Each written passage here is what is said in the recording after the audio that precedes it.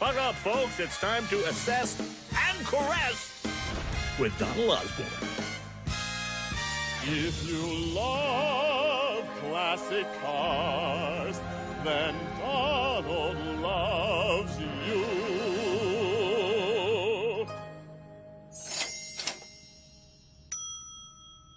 Back once again with Donald Osborne, and this has proved that Donald will appraise anything. Since this episode is about crime fighting, we have 3 police cars that couldn't be more different. This is the Sheriff's Department. What's this, 1970 Plymouth Fury? Is that what it is? 1970 Plymouth Fury, 383 engine, 4-barrel carburetor. Right.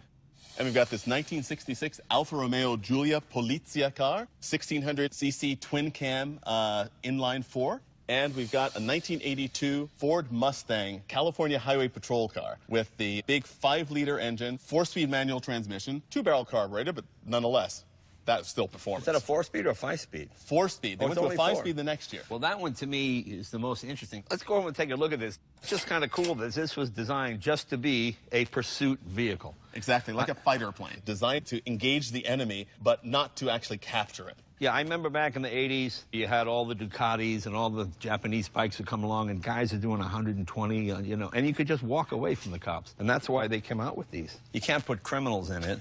You can't fit anything in it, but they caught a lot of speeders with that. They have added brackets for the gun rack, for the radios, and Jay, that Fox body Mustang really is important for people who are car nuts, because we thought back in the 1970s that we had seen the last of the performance cars in America. Right. But suddenly, we had a Mustang GT with a 5-liter V8 engine, and performance was back. Oh, let's come to the Alfa Romeo. I always loved this car, and I remember reading back in the day that aerodynamically, it actually handled better and got a higher top speed than some of the other Alfa Romeos, like the 2-seater. Absolutely. The Giulia Super was a very, very successful winning race car for Alfa Romeo.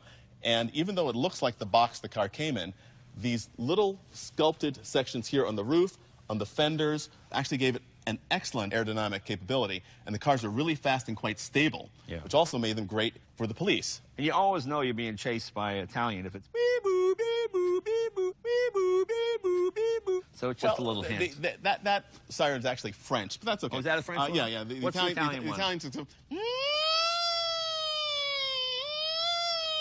They actually have to do this with the hand, too. They do. That's how you can tell it's an Italian policeman. The 1970 Plymouth Fury, you'll notice it's a genuine L.A. County Sheriff's car, and it was recommissioned to the exact L.A. County Sheriff specifications over many years by a very dedicated former deputy sheriff who searched out all of the original radio equipment, the lights, everything exactly as they were installed on these cars when they were brand new. You know, you see modern police cars with computers and everything, and these. This is Dick Tracy. Yeah. But you also notice no big Lexan divider in this either. Right. So the miscreant was put in the backseat. I know you never saw the back of one of these cars. Right. No, I did actually. I got arrested for vagrancy twice when I first came to Hollywood. They would put me in the back of the car, and I would just drive around from 11 to 6 in the morning and just tell them jokes, and then they drop me off again. So it was okay. They were really nice guys. One of your early repeat engagements. Yeah, exactly. That was really terrific. Well, I think it's pretty obvious which car is going to be the most valuable. Investment-wise, what do you like? Well, in terms of prices. All right, Donald, we have 3 police cars that couldn't be more different. Which one of these has the best investment potential? Well, Jay, in 1970 Plymouth Fury, it's basically been flat. About 5 years ago, it was about $13,000. Today, about $14,000. Okay, it's not much. The Mustang, 5 years ago, was about $10,000, and now it's about $16,000. Okay. The Alfa 5 years ago was about $30,000, and now they're $50,000. Wow, okay.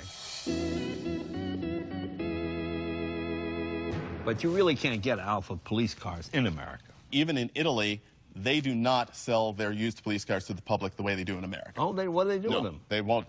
They keep them, actually. They have a great museum. Yeah. And then they will simply dismantle the cars completely. Oh, okay. They won't sell them to the public. Use the parts, okay. Exactly. So this is really a rare beast, isn't it? It's a very rare beast indeed. However, the truth of the matter is people don't collect police cars for their appreciation potential. Right. They collect them because they mean history, they have an emotional connection to them. So any of these cars, for that alone, would be worth it.